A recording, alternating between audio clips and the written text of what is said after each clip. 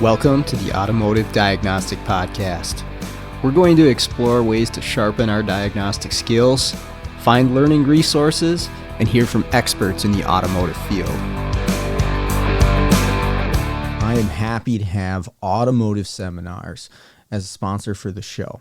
Now, if you're not familiar, Automotive Seminars is a diagnostic technician training company. They've got a website that there'll be a link to in the show notes. And what they offer is top-notch training to technicians like us in the field. I've been taking their training courses for years and have got a ton of benefit out of it. They've got top-notch instructors, John Thornton, Scott Shotton, Scott Manna, and every other month they've got a 2-night course that you can sign up for. Join in, ask questions, and afterwards, you've paid for the course, you can access a recorded version whenever you want. You can rewatch the class 2 years later in case you wanted some details on it. And that is a fantastic feature. So make sure to check out the website to see what courses they have available and what's coming up in the future. What's up, gentlemen? Do you want to close that door, Steve? Not that it's really going to change the sound. All right, you're locked in here now, PJ. Locked in. I'm held hostage. Held hostage against my will. What are your thoughts on zombie burlesque shows? Yes or no? I'd have to see it to have an opinion. But I'm pretty sure I got an STD just walking down the street last night.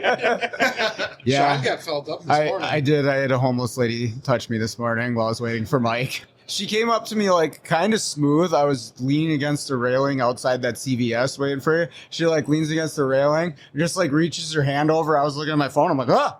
Well, see, she's actually not homeless. She is homeless, but she's an employee of CVS. So when she gives you the disease, you have to go into CVS and buy a prescription for it. For like the past 2 weeks, I've been making jokes about like, hey, I'm going to get lost. And the only place I'm going to be able to say is like, I'm by Elvis. Like, come find me by Elvis. I seen Elvis last night. Yeah. But he was about 98 years old. We saw the same one then.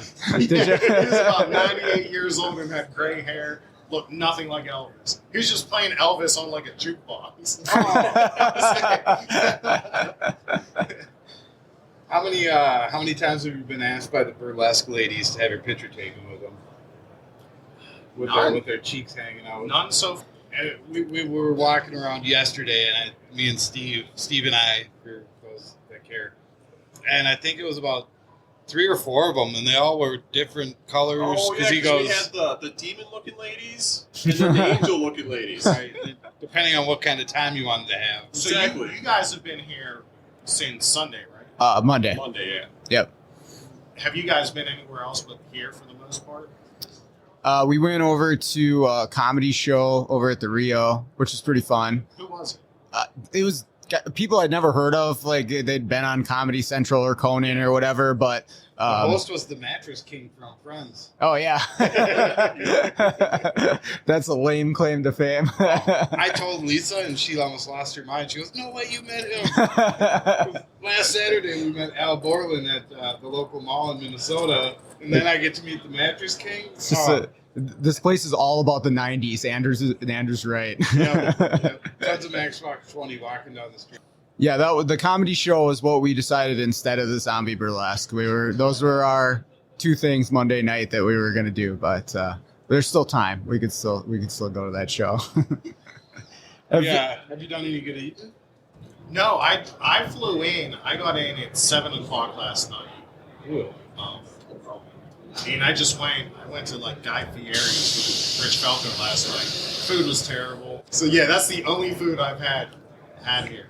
Like, what's a staple? You're from Pittsburgh. What's like the Pittsburgh staple, I guess? You don't know about the Pittsburgh? Like, Pittsburgh, so the big thing in Pittsburgh, and I personally don't like it. I'm going to clear that up for all your listeners.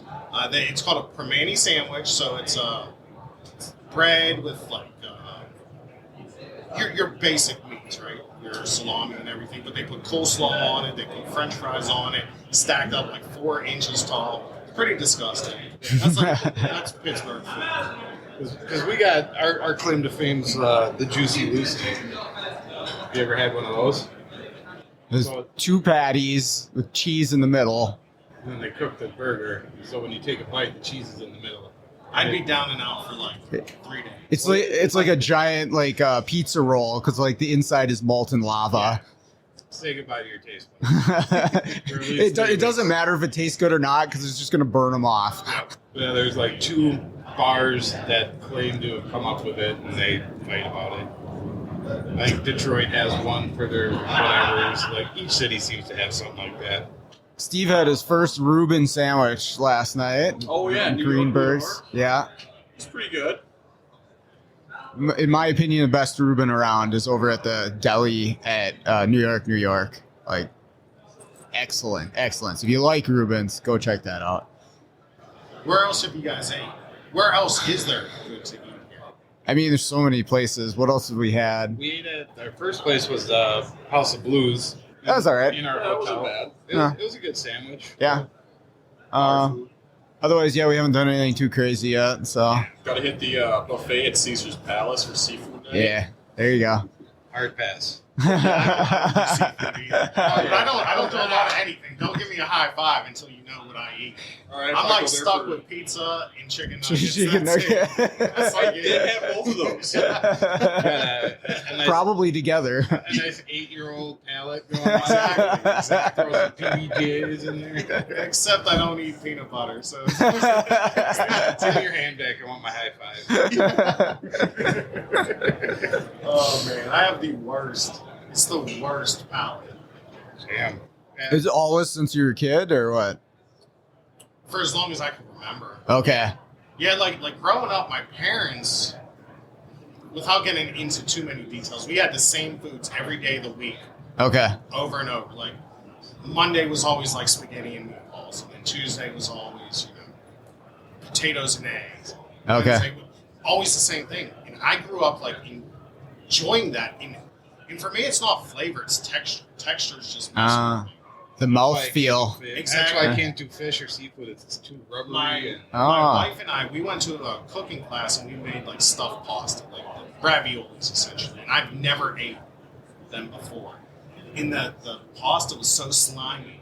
Didn't taste terrible, but it was so gummy and slimy I couldn't eat it. Okay. So for me, it's more of a texture thing than anything else. It's taste for me. Like I can't do onions or I avoid onions as much as I can because for whatever reason, if I eat something with onions in it, all I taste is onion. And it's not even that it tastes bad. It just ruins whatever I'm eating because it's just like I might as well be just munching on a whole onion. So yeah, that for me, it's definitely the way certain things taste keeps me away. Like I don't like peppers. I don't like any vegetables on pizza at all. It just ruins the pizza for me. Yeah. Like I'm any type of meat and cheese, and that's all I want on my pizza. That's all you need on pizza. Meat and cheese. Yeah. I used to be like a pepperoni sausage, not a sausage pepperoni guy. I'm a sausage pepperoni. But like my dad he was a gourmet chef, and so he liked to do everything big, and so like finally I started getting into it. I love supreme pizzas. Throw some mushrooms on there, some green onion. That's too extra for me. That's way too extra. And then I got nothing but flavor growing up, and my kids have the whitest palate imaginable. Like Lowry seasoning salt is the pinnacle of their flavor. Like I try and use anything else, and they can tell. I even sneak it in, and they're like, "Use that other stuff." So They like turn into inbreds apparently. the stereotypical Midwesterner palate. Yeah. Like they got all of the Irish and Swedish blood possible to be like, this isn't plain enough for my liking. So when I first started dating my wife, I hated, like my parents, again, they always made spaghetti and meatballs or spaghetti with meat sauce. I hated it. But my parents don't season anything. When I met my wife, she's Italian. And the first time she cooked for me, she made spaghetti and meatballs. But she didn't tell me until I was over, and I'm seeing this plate in front of me. I didn't know how to eat this. There's no nuggets in this. But now it's my favorite meal. I'll eat her spaghetti and meatballs all day long. Like chicken parm, stuff like that. My ma is like, I love her to death, but she sucks at cooking. Like, she makes spaghetti sauce and she makes it homemade. I'm like, this is spaghetti soup. There's no thickness to this at all. Like, what are we doing here? Do your kids take after you, or? So Aubrey is a little better because my wife is picky too, just different picky, which actually creates this like weird issue. She loves different cheeses and stuff like that. The only time I eat cheese is on pizza. Okay. I will eat barbecue 7 days a week. Love barbecue. It's my favorite. She hates barbecue. Now, Aubrey, my daughter, she likes salads and stuff like that. She's less picky than we are. Okay. But she's also still kind of picky. She's going to have to grow out of it. Because it is kind of, being a picky eater kind of sucks. Yeah. Picking where to go for dinner is a little tough. Yeah. Like, we went to Guy Fiero's last night, and it was like, here's a hamburger, but I got to tell him, like, don't put these 18 different ingredients on it because I don't like any of them. When I was a kid, I didn't like any condiments on like anything. Like, we went to McDonald's, I just want the hamburger and the cheese and nothing else. And then, of course, like every other time, they'd put it on there anyways. My mom was just like, scrape it off. Just, like, no, it's ruined. It's all in the bun. I can still taste it. Yeah. McDonald's throws onions on like everything, like it's in your Diet Coke. Those tiny little minced onions. Is there anywhere out here that you thought about wanting to go eat? No, I'm not. Food doesn't really get me. I'm not joking when I say I only eat pizza and chicken nuggets. I'm not joking. Is there a gourmet chicken nugget? Yeah, unless there's some like amazing Kansas City barbecue place here. Food doesn't really like. Well, we went to Vision and we're definitely getting, because I was out in KC.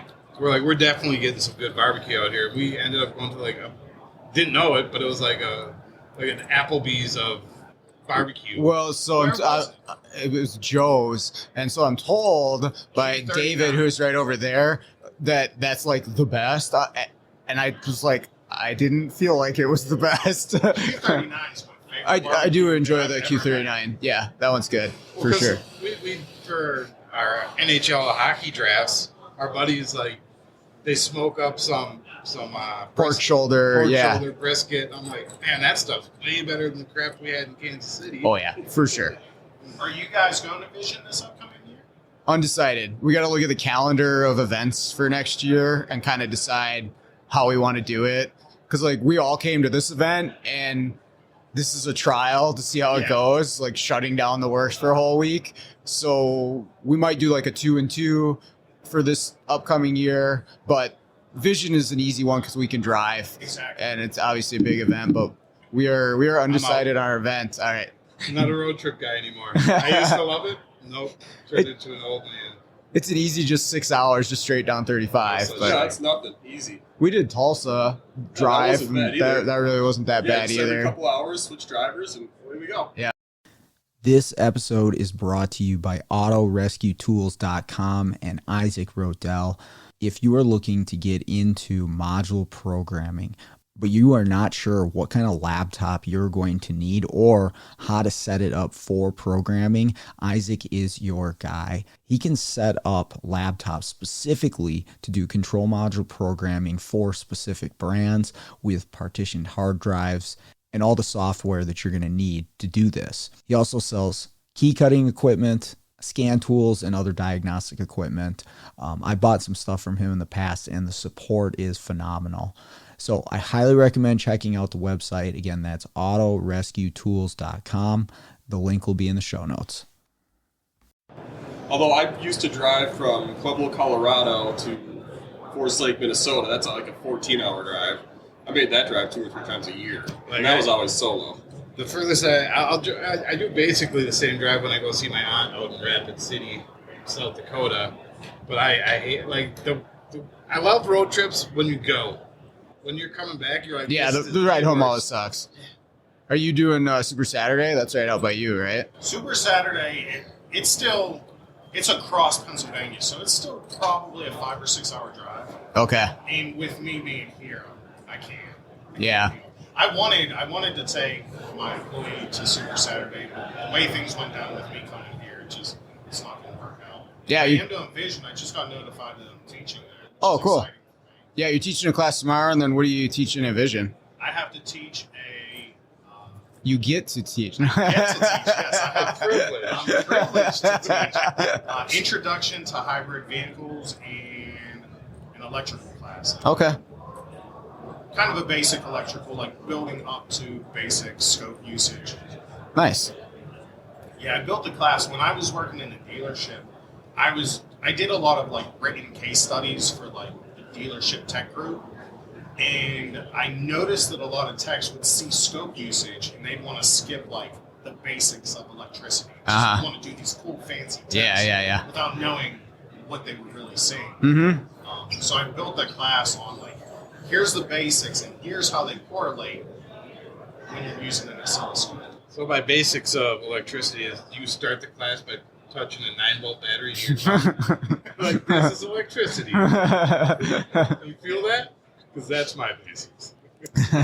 We were talking about electric fences last night, so you could also do that as a demonstration of completing a circuit. If you need a volunteer, Steve can show you how to touch an electric fence and your buddy's neck and pass it through you to him. And it doesn't hurt you at all. I think I forgot to bring my mega ohm meter. Like, if anyone falls asleep in my class, I might get 500 volts. That'll wake you up. We are in Vegas. There are plenty of tasers, I gotta imagine. Yeah. No, Electricity! This is a complete circuit. in my electrical class at tech school, the instructor had like a distributor hooked up to a coil, and who hasn't felt electricity before? And he had one guy grab a spark plug wire and just spun the distributor. Electricity in action right there. So when I was in high school, I went to a VOTEC program. Now, it was off-site. We had to take a bus to a VOTEC school. And that instructor's still teaching, 20 years later. And he does, like, stuff that would interest you. Every summer, he takes his bike across the country, pedal bike, like a mountain bike. He bikes across the country. This year, he went, I think, from Vegas to Ontario, Canada. Oh, wow. Yeah, he has to be, I don't want to like, say his age, but he's probably in his 50s and still killing it, like, Wow. with health and fitness. That's awesome. But yeah, he was my favorite teacher. He used to tell us stories about growing up, and instead of, couldn't say he was drinking beer, so he'd always tell these stories about how he was drinking a lot of milk. Always tell us these stories. Like, yeah, well, I was drinking a gallon of milk. I've tried that before. Yeah, with a gallon of milk in under an hour. Yeah, never ended. We had taken pictures of them, and I put them on my MySpace. That's how long ago we did it. And, like, for some reason, MySpace tried to do, like, a resurgence and sent me an email, like, remember the good times. And the picture that they picked was me throwing up milk. Like, nice try, MySpace. Yeah, in tech school, that was like your introductory to the VOTEC program. It was like, hold on to a spark plug tester and see how long you can go. Yeah, rodeo. Oh, man. Coil output test. Well, if you're going to do electrical, you got to respect it. And that's the best way to get this. Mm-hmm. Yeah. Got to know what it feels like. I've been in cars where there's like grounding issues and stuff, and like even in a 12-volt system, you can feel it on certain part. If you're touching certain parts of the metal of the car, like you feel this like little tingle. I'm like, oh, that's weird. Oh, okay. I gotta be looking for a ground problem here.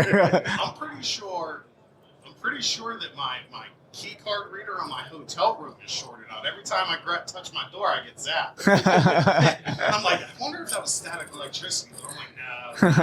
It's definitely like every single time I touch it, I get zapped. It's to keep the drunks upright. It's Vegas. About February in Minnesota, when it's like really cold and really dry, I mean, you could get some pretty serious arcs going in the house. You just kind of shuffle your feet across the floor and pop. Like Peter. Yeah. I mean, it's like real life where you do it when the light's off. You like pull a blanket up and you see just all the sparks fly from it. That's crazy. Never done that. Did you get Yeah, zapped anything by you the try? dog in the wintertime? The dogs Yep, for I get that a sure. lot. Yep. Buzz doesn't have a lot of electricity to him with a name like Buzz. Yeah, you have to move around. I got a French Mastiff, so he sleeps most of the time. There's no electricity going through him. Do you got any pets, PJ? Not anymore. Not anymore. I love dogs. We had to get rid of ours when our kid was born, though, when our dog was born. Haven't had one since. But now I'm like, I don't want the responsibility of it. Yeah, it's a lot. And like going places, Exactly. you have to like figure out the logistics of all of that. So yeah. You know, my entire life I had a dog up till I was 28 years old. And winters in Pittsburgh suck probably close to as much as they suck where you're at. Yeah. And it never fails that when it's like negative 10 degrees, your dog does not want to go to Yep. my wife and I, we had 2 small dogs. And I remember one winter we had a blizzard and I had to shovel a spot in my yard for them to go. Yep. Shoveling like 3 foot of snow just for them to go to the bathroom. We definitely have that. And like you want to do that. Otherwise they kind of just find their own spot and then it snows and you lose track of it. Exactly. And then springtime comes around in March and your whole yard is just dog poop. And it's like wet, gross dog poop. You can't even pick it up. I'm pretty sure my dog just doesn't poop until the snow's gone. I got so lucky. I got this cow pasture that's not being used in my backyard.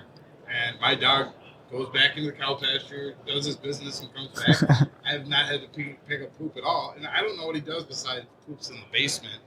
But yeah, winter, he hates it. It's raining, nope. Yeah. I miss having a dog. Like my daughter, she wants a pet so bad. I can't do the responsibility. Right. You know, at this point, like when it's bedtime for me, like I can't keep my eyes open long enough to take a dog for a walk. So That's why you get like a bulldog. They're lazy. They don't want to go. it's probably not a bad idea. But I never fully realized the whole logistics behind owning a dog and then trying to go places. It's always just been go, and so like because we've only had him for 3 years, and yeah, we wanted to go somewhere where we're staying overnight. I'm like, we can't because there's nobody to watch the dog, and we can't bring the dog. Yeah. So You have a dog too? Yeah. She's 12-year-old lab. Okay. And yeah, she's still pretty wild and crazy. But yeah, that's the thing is like you have to figure out who's gonna watch the dog while I'm out doing stuff, or even like I have long days and trying to figure out who's gonna let her out, and yeah. But I like having a dog. It'd be pretty lonely without the pets there for sure. Yeah, we had my daughter. She had 2 gerbils because gerbils take on this new responsibility. They also don't have long lives, so we just had to deal with that. Yeah. Pretty upset. I imagine those you could probably get another one and just it's the same one. Look. Yeah. Aubrey, she's old enough to know better at this point. Oh, okay. She's definitely old enough to know better. I got Lisa. My dog doesn't look out the windows. He just does his business and lays around. Lisa had sent me this picture yesterday of him almost as if he's looking for me. Looking out the door. I haven't seen him in days. Where is he? And then we FaceTime, and it's he hears my voice and he gets confused. I hear him, but I don't smell him because he can smell me for a while. So, are you taking any classes while you're here, or you just? I did leadership one yesterday with Cecil.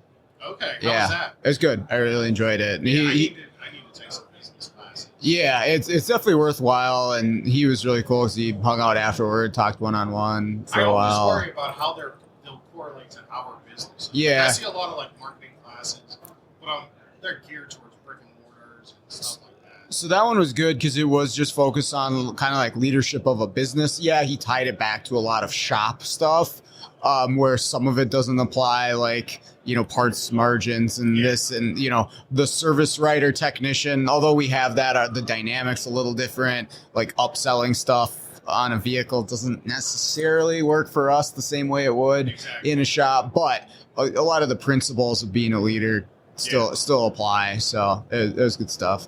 That was the issue I had picking classes at Vision last year. I picked out a couple that I thought would really be good, but none of them were geared towards we go towards shops. Everything else was bringing customers. Yeah. And we don't deal with the general public. It's all shops. So I was there's nuggets to pick out of everything, and that's what I did my best at. But for the most part, I was like, help me here. Yeah. I need help. Yeah. Yeah, if somebody could make like a Mo Tech business class, they'd sell out every year. Like a business-to-business one would be beneficial. Yeah, exactly. Sure. Well, cool, man. What else are you doing today? Just wandering around. All right. I wanted to wake up and take Gary Smith's class, but the time zone change got me all messed up. Oh, okay. You're Eastern, right? Yeah. So I was wide awake at 4:30 in the morning, just wide awake. But I didn't go to bed until 12 o'clock. What is it, Pacific time? This is Pacific Yeah, time. I think so. So yeah, I got 4 hours of sleep. I was getting, because we were Central, so 2-hour difference. Yeah. I was getting tired at like 6:30. I was like, why am I not in bed yet? This is stupid. Yeah. Well, yeah, we've been waking up at like 4:30, just like, all right, ready to go. Slept good. Felt like I actually got extra sleep because typically it'd be 6:30 and I normally get up at 4:30. I'm like, man. Yeah. Yep. Cool. Well, thanks for sitting in here with us for a little while, PJ.